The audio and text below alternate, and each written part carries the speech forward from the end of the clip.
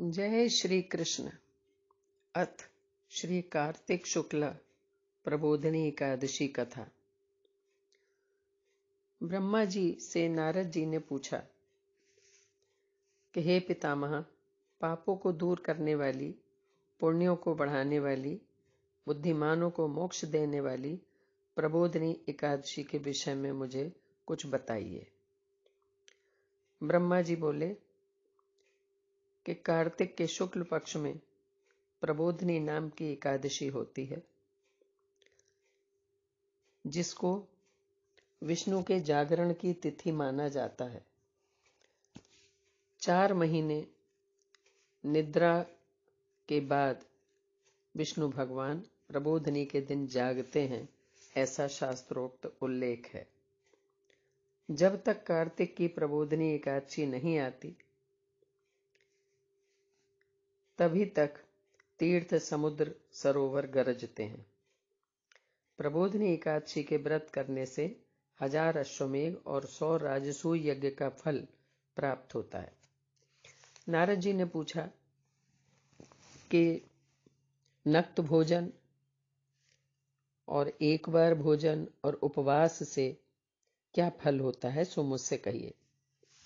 तो ब्रह्मा जी ने कहा, एक बार का भोजन करने से 1 जन्म का पाप, सायंकाल भोजन करने से 2 जन्म के पाप और उपवास से 7 जन्म के पापों का नाश होता है।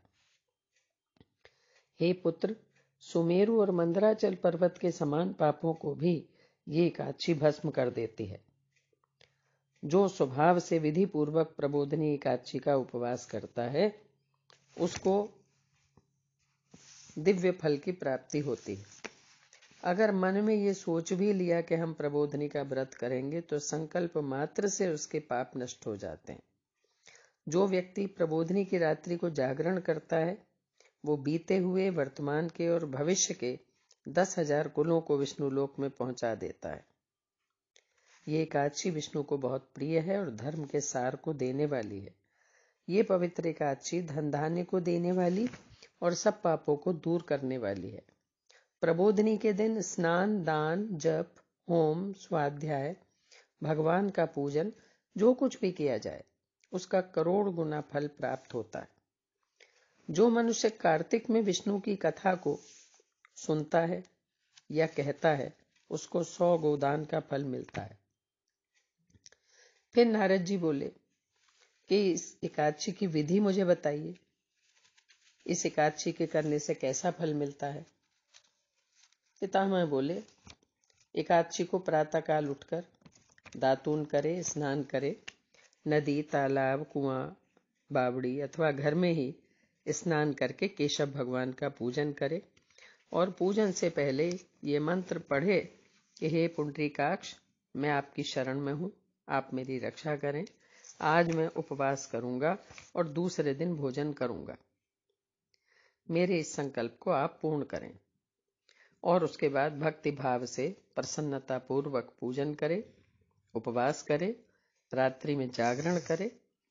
कार्तिक में प्रबोधिनी के दिन बहुत से फूलों से, तुलसी से, बिल्वपत्र से, दूर्वा से पूजा करने से भगवान बहुत प्रसन्न होते हैं। तुलसी की 9 प्रकार की भक्ति है: दर्शन, स्पर्श, ध्यान, कीर्तन, नमस्कार, स्तुति, पौधा लगाना, सींचना और नित्य पूजन करना। तुलसी द्वारा पूजन करने से भगवान जितने प्रसन्न होते हैं, उतने किसी भी प्रकार की वस्तु के चढ़ाने से नहीं होते हैं। तो इस प्रकार भुक्ति मुक्ति को देने वाले केशव भगवान का रात्रि में पूजन करके प्रातःकाल उठकर नदी के तट पर जाएं और स्नान, जप, नित्य कर्म करके घर जाकर विधि पूर्वक ब्राह्मण को भोजन कराएं, सिर झुकाकर क्षमा याचना करें और दक्षिणा देनी चाहिए। इसी समय जो चातुर्मास में लोग नियम लेते हैं, बहुत सारी चीजें अपनी प्रिय वस्तुएं छोड़ते हैं, उनको आज के दिन संपन्न करते हैं उस व्रत को, और भगवान के समक्ष उस चीज को पुनः दान करके और ग्रहण करते हैं। जैसे अगर फल छोड़ दिए तो फलों का दान करना चाहिए।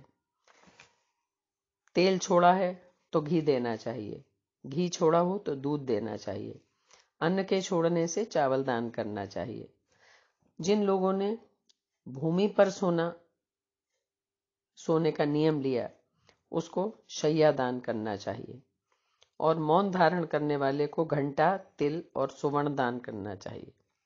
और विष्णु के मंदिर में अथवा देव स्थान में जिसने नित्य दीपक जलाया हो उसको नियम की समाप्ति में तांबे या सुवर्ण की बेली में या दीपक में घी भरकर उसमें बत्ती रखकर विष्णु के भक्त ब्राह्मण को देना चाहिए। फिर उसके बाद में अपने आप भोजन करना चाहिए। अगर आपने कोई जप किया है तो माला देनी चाहिए। कोई पाठ किया है तो पुस्तक का दान करना चाहिए। और यदि आप कुछ करने में असमर्थ हैं तो अपनी श्रद्धा के अनुसार जो कर सकते हैं वो करिए। और उसके अलावा अगर कुछ भी नहीं कर सकते हैं तो ब्राह्मण को भोजन कराकर और नमस्कार कर लेना चाहिए। यथाशक्ति जो किया जा सकता है वो कर लेना चाहिए।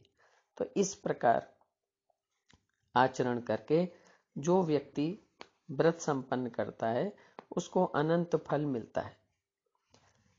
इसी दिन विष्णु भगवान और तुलसी के विवाह का भी प्रसंग है और लोग आज के दिन तुलसी और शालिग्राम का विवाह भी करते हैं। शाम के समय तुलसी और शालिग्राम का सम्मिलित पूजन करके यथा श्रद्धा यथा सामर्थ्य उनको उपहार देकर वस्त्र, फल, फूल, आभूषण जो भी चीज देना चाहें, जैसे कि कन्या के विवाह में दी जाती है, उस प्रकार तुलसी और शालिग्राम का पूजन करके और उनका विवाह संपन्न कराते हैं और विष्णु भगवान के प्रति श्रद्धा व्यक्त करते हैं।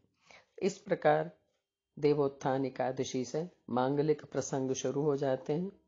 गंगा स्नान पुनः कार्तिक की पूर्णिमा से शुरू हो जाता है जो चातुर्मास में निषेध होता है और भगवान मांगलिक कार्य करने के लिए तैयार रहते हैं।